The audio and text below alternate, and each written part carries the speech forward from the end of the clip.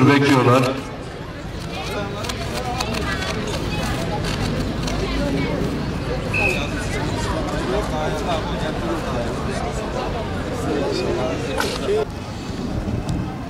Gazze'deki katliama karşı kardeşlerimizin yanındayız.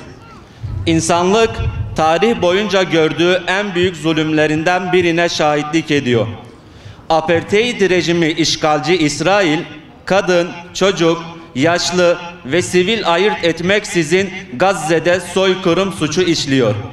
Yaşanan bu işgal ve soykırım vicdan sahibi yürekleri kanatıyor.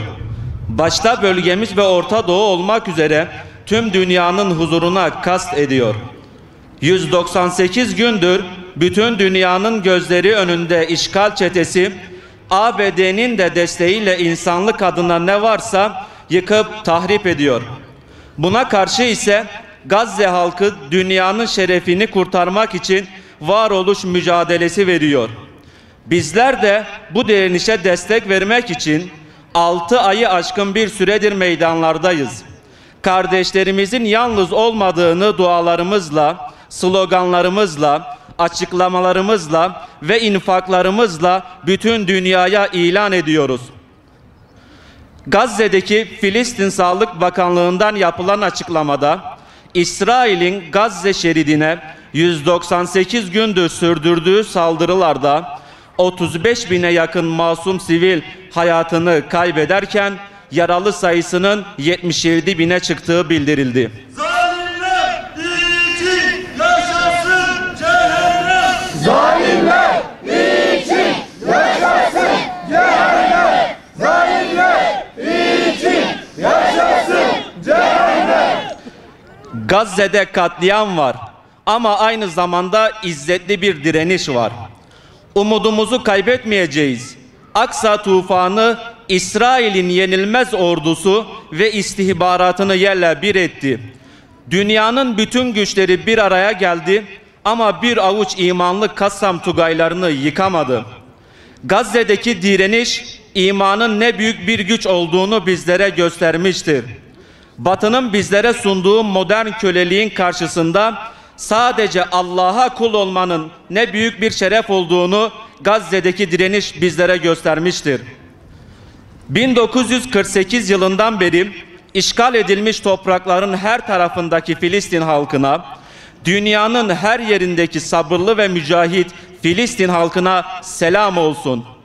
Kurban veren ve vermeye devam eden, dünyanın en dehşetli gücüne karşı kahramanca direnen Hamas'a selam olsun. Hamas'a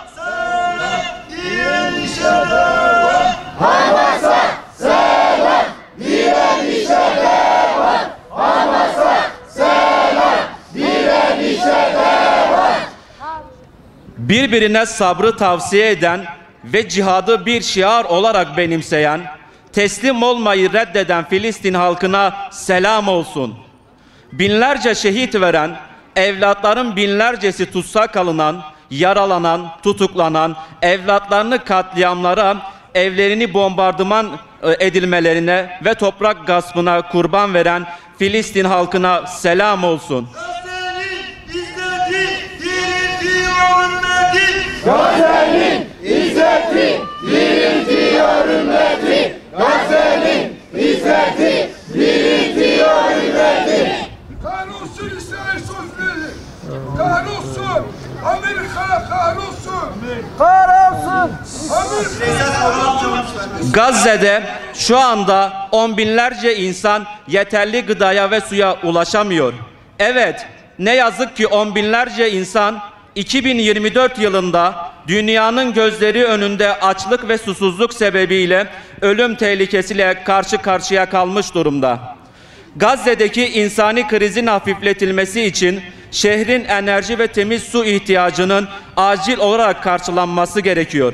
Hastaneler başta olmak üzere hayatın pek çok alanında ihtiyaç duyulan yakıtın Gazze'ye girişinin engellenmesi de tedavi hizmetlerinin yanında pek çok insani ihtiyacın karşılanmasının önünde büyük teşkil ediyor.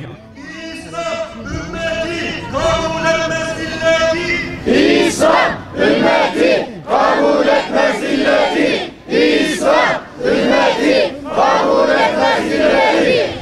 Gazze'liler için en önemli konulardan biri de refah sınır kapısından yeterli insani yardımın Gazze'ye girişine izin verilmemesi. Her gün ihtiyacın karşılanabilmesi için 1000'e yakın insani yardım tırının Gazze'ye ulaşması gerekirken günde ortalama 100 tıra girişe izin veriliyor. Ayrıca başta yakıt olmak üzere birçok kalemdeki temel ihtiyaç malzemelerinin şehre ulaşması da engelleniyor. Mısır hükümetinin Gazze'de ihtiyaç duyulan yardım malzemelerinin şehre girebilmesi için refah sınır kapısını bir an önce tamamen açması gerekiyor. Refah sınır kapısından insani yardımların geçişine izin verilmemesi Gazze'de yaşanan acıların daha da artmasına sebep oluyor. Vicdan sahibi tüm insanlara sesleniyoruz. Dünyanın gözleri önünde gerçekleşen bu soykırım karşısında herkesin üzerine sorumluluklar düşüyor. Herkes yaşanan bu büyük soykırıma karşı harekete geçmeli.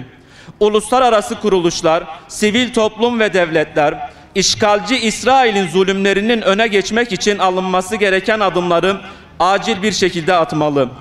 Bir an önce İsrail saldırıları durdurulmalıdır. Filistin'de 10 binlerce zulmeden işgalci İsrail'e karşı gereken yaptırımlar derhal uygulanmalıdır. Abluka kırılsın, refah açılsın. Abluka kırılsın, refah açılsın. Abluka kırılsın, refah açılsın. Bütün İslam ülkeleri ve halkları bir araya gelip tepkisini ortaya koymalıdır.